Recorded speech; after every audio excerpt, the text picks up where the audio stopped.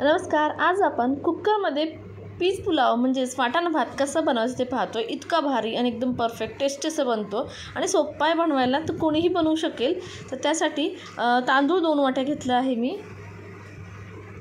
त्याचबरोबर मसाले घ्यायचे आहेत आणि ज्या वाटीने आपण तांदूळ मोजलेस त्याच वाटीने 1.25 ते 1.5 वाटी आपल्याला वाटाणे घ्यायचे आहेत. फ्रेश वाटाणे आहेत.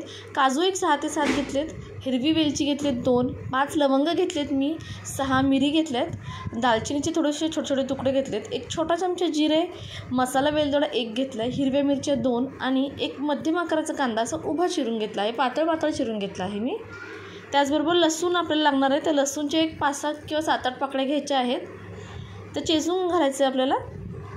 तर आता कुकरमध्ये मी तूप घातलं आहे. तुम्ही तुपाऐवजी तेल घालू शकता किंवा तेल आणि तूप दोन्ही असं मिक्स घालू शकता अर्धा. तर एक पळीभर असं मी इथे तूप घातलं आहे. त्या तुपावरती आधी आपण काजू जरासे भाजून घेऊयात. गोल्डन कलरवरती त्याचा कलर आला पाहिजे तोपर्यंत आपल्याला जरासे हे बारीक गॅसवरती भाजून घ्यायचे आहेत, म्हणजेच तळून घ्यायचे आहेत. तर ते मी आता तळून घेतले आहेत. ते काढून घेतलेत मी. आता जिरे घालायचे सगळ्यात आधी. जिरे थोडेसे फुलले की त्यात मसाले घालायचे, सगळे खडे मसाले. गॅस बारीकच आहे. मसाले भाजताना गॅस बारीकच हवा.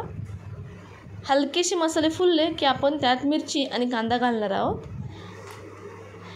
आता मीडियम गॅसवरती आपल्याला हे चांगले परतून घ्यायचे. छान असा हलकासा गुलाबी रंग आला आहे. सॉफ्ट झाला आहे आपला कांदा. आता यात लसूण पेस्ट घालूयात.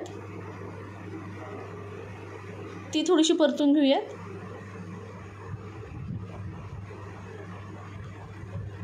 छानपैकी असा मस्त वास यायला लागला आहे आता लसूणचा.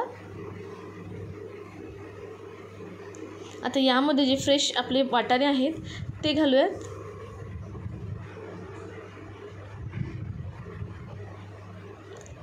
तर यामध्ये वाटाण्याचं प्रमाण आपल्याला जास्त पाहिजे आहे. 2 वाट्या तांदूळ घेतला आहे. ते 1.5 वाटी साधारण आपल्याला वाटाणे घ्यायचे. 1.25 ते 1.5 वाटी. कारण की भात आपला शिजून असा डबल होतो, वाटाणे होत नाहीत. त्यामुळे कमी जर तुम्ही वाटाणे घातले तर त्या भातामध्ये वाटाणे दिसणारच नाहीत. थोडंसं मिक्स करून घेऊयात. आता यामध्ये तांदूळ घालायचे आहेत. तर तांदूळ मी धुवून घेतलेत. धुवून त्यातलं पाणी निथळून घेतलं आहे मी. आणि हे आता आपल्याला तेलामध्ये थोडं परतून घ्यायचं आहे.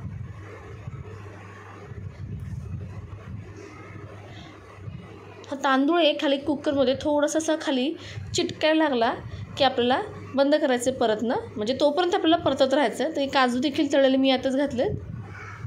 तर तुम्हाला असे क्रंची काजू आवडत असतील तर भात पूर्ण झाल्यावरती तुम्ही ते काजू ॲड करू शकता. तर हलका तांदूळ आता माझा इथं कुकरमध्ये खाली चिकटायला लागला आहे, म्हणजेच आपला तांदूळाचा बऱ्यापैकी असं गरम झाला आहे, चांगला भाजला गेला आहे. तर 2 वाटी तांदूळला मी तर 4 वाट्या पाणी घालणार आहे. डबल पाणी घालायचं आहे. तुमच्या तांदळावर डिपेंड आहे. माझा घरचा तांदूळ आहे, थोडा जुना आहे, त्यामुळे मी ते डबल पाणी घालते.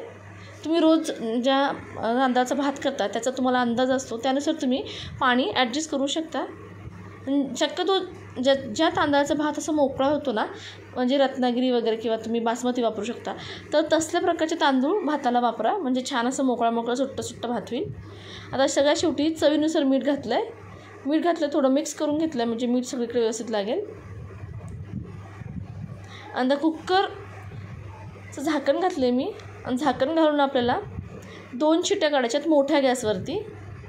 आणि बारीक गॅसवरती मी 1 शिट्टी काढली आहे.